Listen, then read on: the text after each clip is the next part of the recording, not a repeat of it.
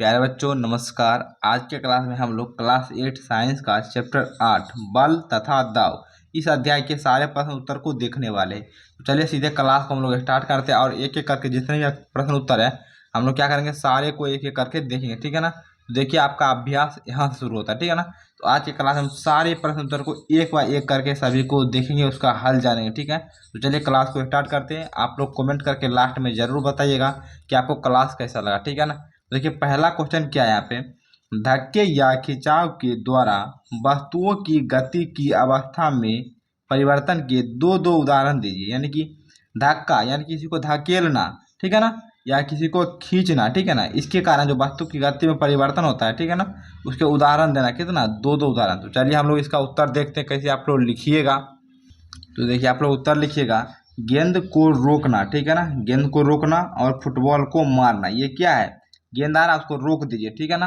तो आप क्या कीजिए, धक्का दे के रोकिएगा। ठीक है ना। फुटबॉल को मारना तो इसमें भी आप लोग धक्का दीजिएगा। अगला, कुएं से पानी निकालना, तो ये खींच के निकालेगा। ठीक है ना। ये खींचना का हो गया। मेज की ठीक है ना, दरवाजा को खोलना, मेज की दरवाजा जो है उसको हम लोग खोलेंगे तो उसको भी हम लोग खींच के खोलेंगे। ठीक है ना। तो पहला दो हो गया क्या, धक्का देना, गेंद को रोकिएगा या फिर फुटबॉल को मारिएगा, धक्का से मारिएगा, कुएं से पानी निकालेगा खींच खींच के। ठीक है ना। उसका मेज का दरवाजा भी आप लोग खोलिएगा खींच से। ठीक है। तो ये आप लोग इस तरह से लिख दीजिएगा। ठीक है ना। चलिए आगे हम लोग बढ़ते हैं। देखिए दूसरा प्रश्न क्या है, ऐसे दो उदाहरण दीजिए जिनमें लगाए गए बल द्वारा वस्तु की आकृति में परिवर्तन हो जाए। तो ऐसा दो उदाहरण देने के लिए कह रहा है, जब हम बल लगाएंगे तो वस्तु की आकृति में परिवर्तन हो जाएगा। ठीक है ना। तो कौन सा लिखिएगा आप लोग, चलिए देखते हैं। आप लोग को दिख रहा ना, लिखिएगा क्या है, रबर को खींचना, जब आप रबर खींचिएगा तो उसकी आकृति बदलेगी। फिर स्प्रिंग को खींचना या दबाना, स्प्रिंग को आप लोग खींचिएगा या फिर उसको दबा दीजिएगा तो उसकी आकृति बदलेगी ना। तो बस यही दो आप लोग लिख दीजिएगा। ठीक है ना। आशा करता हूँ बच्चे को बहुत ही आसान लगा होगा। ठीक है, और समझ में भी आ गया होगा। अब हम लोग आगे बढ़ जाते हैं। देखिए आगे आप लोग का क्या है यहाँ पे, चलिए तीसरा क्वेश्चन आप लोग का यहाँ पे शुरू होता है। अब देखिए तीसरा में क्या है, निम्नलिखित कथनों को रिक्त स्थान पूर्ण कीजिए। यहाँ पे जो खाली जगह है उसको भरना है। तो देखिए सबसे पहला क्या है, कुएं से पानी निकालते समय हमें रस्सी को डैश पकड़ता है। ठीक है ना, रस्सी को डैश पकड़ता है, तो अभिकर्षण। ठीक है, क्या लिखिएगा हम यहाँ पे भर देते हैं, आप लोग लिख लीजिएगा अभिकर्षण। ठीक है ना। आप लोग को दिख रहा होगा, ठीक है, अच्छा से दिख रहा है। चलिए अगला है, ख में, एक आवेशित वस्तु अनावेशित वस्तु को डैश करती है। तो क्या करती है, आकर्षित करती है। ठीक है, क्या करती है प्यारे बच्चों, आकर्षित करती है। ठीक है ना। आगे देखिए, सामान से लदी ट्रॉली को चलाने के लिए हमें उसको डैश पड़ता है। ठीक है ना, उसको क्या करना पड़ता है, अपकर्षण।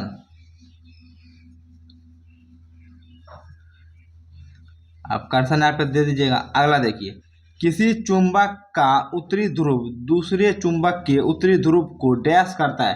तो किसी चुंबक का उत्तरी ध्रुव है, वो दूसरे चुंबक के उत्तरी ध्रुव को क्या करेगा, प्रतिकर्षण करेगा। ठीक है, क्या लिखेगा, प्रतिकर्षण। प्यारे बच्चों हो गया ना यहाँ तक सारे बच्चों का। चलिए आगे हम लोग देखते हैं अगला क्या है यहाँ पे। चलिए 4 नंबर पे हम लोग बढ़ते हैं। चलिए तो हम छोटा कर दें ताकि आप लोग को दिख जाए। आप लोग अपने बुक में से क्वेश्चन देख सकते हैं। क्या है 4 में, एक धनुर्धर लक्ष्य पर निशाना साधते हुए अपने धनुष को खींचती है। ठीक है ना। तब वह तीर को छोड़ती है जो लक्ष्य की ओर बढ़ने लगता है। ठीक है, धनुष पर निशाना साध कर तीर को खींच के छोड़ती है तो लक्ष्य की ओर बढ़ने लगता है। इस सूचना के आधार पर निम्नलिखित प्रकथनों को दिए गए शब्दों का उपयोग करके रिक्त स्थान को पूर्ति करना। तो आपको कुछ शब्द दिया गया, उससे आपको रिक्त स्थान को भरना। चलिए हम लोग देखते हैं। तो देखिए यहाँ पे कुछ शब्द दिया गया। क्या है, पहला पेशीय, संपर्क, असंपर्क, गुरुत्व, घर्षण, आकृति, आकर्षण। यहाँ पे जो भी स्थान है, खाली स्थान, उसको भरना है। चलिए हम लोग भर लेते हैं।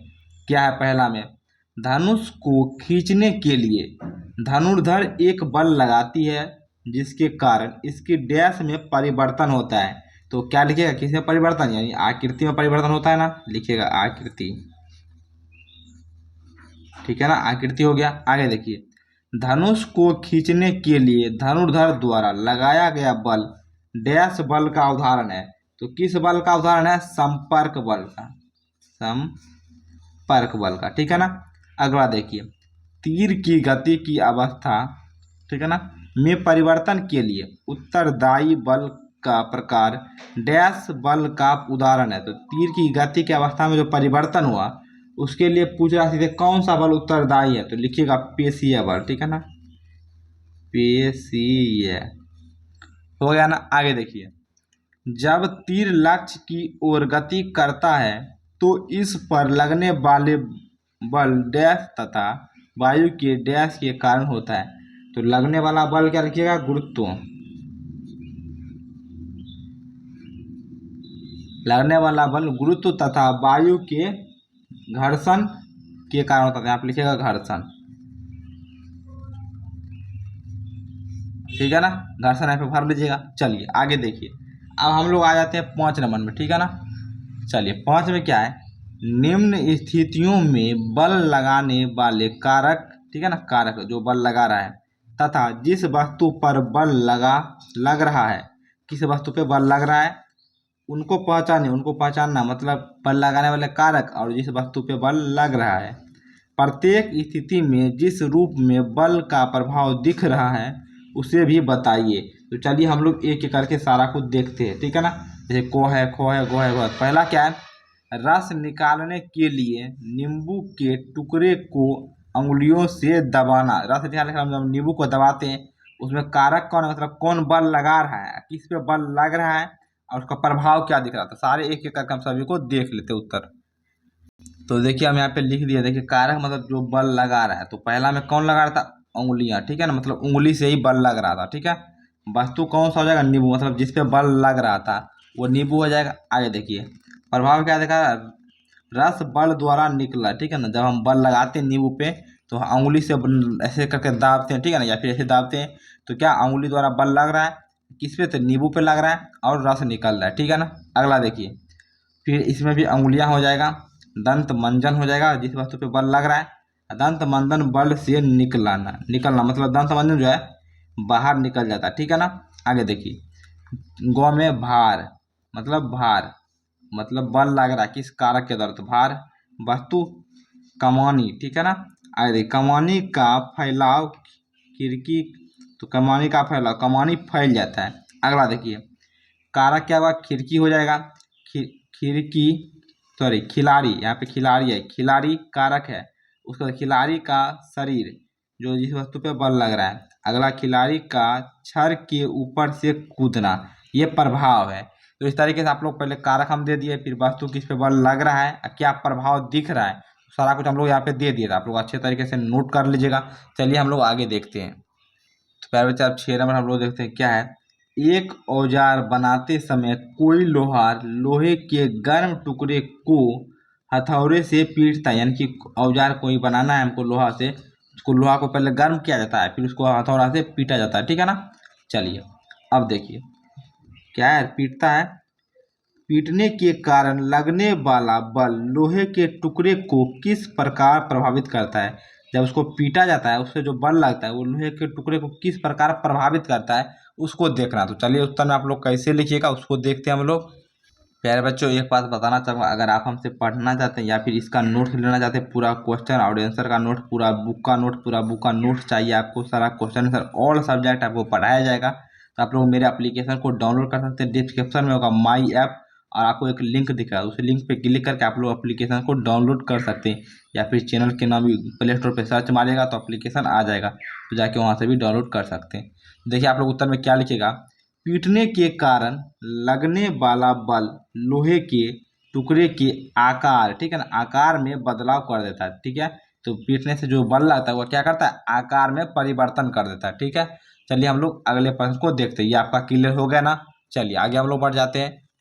अब देखिए अगला क्या आपका क्वेश्चन नंबर 7 क्या है, एक फुलाए हुए गुब्बारे को संश्लेषित कपड़े के टुकड़े से रगड़कर एक दीवार पर दबाया गया, ठीक है ना। एक गुब्बारा फुला हुआ है उसको हम लोग क्या किए, एक संश्लेषित कपड़ा लिए उसको रगड़ दिए, ठीक है ना। उसके बाद रगड़ने के बाद दीवार पर रख के दबा दिए थोड़ा सा। यह देखा गया कि गुब्बारा दीवार से चिपक जाता है। तो देखते हैं कि गुब्बारा जो है ना वह दीवार से चिपक गया है। दीवार तथा गुब्बारे के बीच आकर्षण के लिए उत्तरदायी बल का नाम लिखिए। तो दीवार और गुब्बारा के बल कौन सा ऐसा बल लगा जो कि उसके बीच आकर्षण का कारण बना, उसका नाम लिखना है। तो आकर्षण के कारण जो आकर्षण के लिए उत्तरदायी बल का नाम लिखना है। तो चलिए उत्तर आप लोग क्या लिखिएगा। तो देखिए आप लोग उत्तर लिखिएगा स्थिर वैद्युत बल, ठीक है ना, ये आपका उत्तर हो जाएगा। बाकी हम थोड़ा सा समझाने के लिए डिटेल में लिख दिए, ठीक है ना। आप सिर्फ नाम बोल रहा था लिखने होते, नाम में स्थिर वैद्युत बल लिख सकते हैं। बाकी जो बच जाता है अच्छा से उत्तर लिखना तो आप ये भी लिख सकते हैं। इसको देख लीजिए आप लोग। हम जब गुब्बारे को संश्लेषित कपड़े से, ठीक है ना, कपड़े से रगड़ते हैं, ठीक है, जब हमको रगड़ते हैं तो वह प्रभावित हो जाता है। जब इसे दीवार के पास ले जाया जाता है, यह स्थिर वैद्युत बल के कारण अनावेशित दीवार की ओर आकर्षित होने लगता है, ठीक है ना। जब जाते हैं लेके तो स्थिर वैद्युत बल लगता है, उसके कारण अनावेशित दीवार की ओर आकर्षित होने लगता है, जो एक आवेशित शरीर द्वारा एक और अनावेशित शरीर पर लगाया गया बल है, ठीक है ना। मतलब एक आवेशित यानी गुब्बारा, अनावेशित यानी कि दीवार, तो दोनों के बल बीच में बल लगता है, उसी को हम लोग स्थिर वैद्युत बल कहते हैं। तो आप यहाँ पे लिख सकते हैं बल का नाम, या फिर डिटेल में भी आप लोग लिख सकते हैं। चलिए अब हम लोग आगे बढ़ जाते हैं और अगले प्रश्न को सॉल्व करते हैं। तो देखिए आपका 8 नंबर में आप क्या है, आप अपने हाथ में पानी से भरी एक प्लास्टिक की बाल्टी लटकाए हुए हैं, ठीक है ना। वो बोल रहा है कि आप अपने हाथ में पानी से भरी प्लास्टिक की बाल्टी लटकाए हुए हैं। बाल्टी पर लगने वाले बलों के नाम बताइए, उस पर कौन सा बल लग रहा है उसका नाम बताना है। विचार विमर्श कीजिए कि बाल्टी पर लगने वाले बलों द्वारा इसकी गति की अवस्था में परिवर्तन क्यों नहीं हो रहा है। जब आप बाल्टी को पकड़े हुए हैं तो बोल रहा है कि उसका नाम बताइए कौन कौन से पे बल लग रहा है। आप बोलना है कि जब आप पकड़े हुए हैं तो उसकी गति की अवस्था में परिवर्तन क्यों नहीं हो रहा, तो उसको भी बताना है। तो इसका उत्तर आप लोग कैसे लिखिएगा, चलिए देखते हैं हम लोग। तो देखिए हम यहाँ पे लिख दिए हैं प्लास्टिक की बाल्टी पर लगने वाला बल। तो पहला गुरुत्वाकर्षण बल और है मांसपेशियों का बल, ठीक है ना, इस तरह से लिख दीजिएगा। देखिए हम यहाँ पे मान लीजिए प्लास्टिक का बाल्टी बना देते, ये बाल्टी ना मान लीजिए, ठीक है ना, ये इसका पकड़ने वाला था। हम मान लीजिए इसको यहाँ से पकड़े हुए, ठीक है ना, इस तरह से कोई मान लीजिए पकड़ा हुआ है। तो ये है क्या, ये है आपका मांसपेशी का बल, ये ऊपर से हम लोग लगा रहे हैं। गुरुत्वाकर्षण बल किस रहता है, नीचे की ओर रहता है, जिसको आप लोग जब आगे बढ़िएगा इसको कहते हैं गुरुत्वाकर्षण बल, जो कि mg होता है, ठीक है ना। इसका मास पूरे वस्तु का जी हम इसको हम लोग जी से दर्शाते हैं, ठीक है ना। तो जी का मान होता है 9.8, ठीक है ना। तो इसको कहते हैं गुरुत्वाकर्षण बल जी। इसको कैसे निकालते पूरा बल को, तो हम mg लिख के निकाल लेते, ठीक है ना।